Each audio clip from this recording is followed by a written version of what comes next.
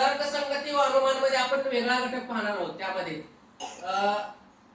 असे काही उदाहरण येतात की त्यांची उंची ठरवा, कोण उंच कोण लहान. आता बघा एक उदाहरण काय, ए बी सी डी ही 4 झाड आहेत. ए बी सी आणि डी हे 4 झाड आहेत. बी हे सी पेक्षा लहान आहे. काय म्हटले, बी हे सी पेक्षा लहान आहे. ए हे झाड बी एवढेच उंच आहे. ए हे झाड बी एवढेच उंच आहे. डी हे झाड ए पेक्षा लहान आहे. डी हे झाड ए पेक्षा लहान आहे. आता कसं ठरवणार तुम्ही, त्यासाठी साधी सिंपल ट्रिक आहे. काय करायचं, छोटी एक रेष मोडून घ्यायची आडवी. मग काय टप्प्याटप्प्याने जाऊया. काय ए बी सी डी ही 4 झाड आहेत. बी हे सी पेक्षा लहान आहे. बी हे सी पेक्षा लहान आहे, म्हणजे सी उंच पाहिजे आणि बी लहान पाहिजे. ए हे झाड बी एवढेच उंच आहे. ए आणि एवढेच उंच आहे म्हणजे समान आहेत.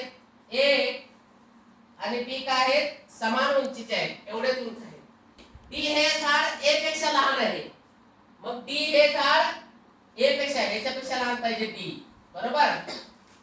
तर सर्वात लहान झाड कोणते, मग सर्वात लहान झाड कोणते आहेत, तर टोटल दिसते ना आपल्या, सरळ सरळ दिसते ना, हे दोन्ही उंच आहेत, हे तिन्ही उंच आहेत डी पेक्षा. मग सर्वात लहान कोणते, डी, पर्याय क्रमांक 4. आता या उदाहरणामध्ये गंमत कशी असते की 4 झाडं दिले, त्याची एबीसीडी नाव दिले, किंवा 4 मुलं मुली दिली असतील.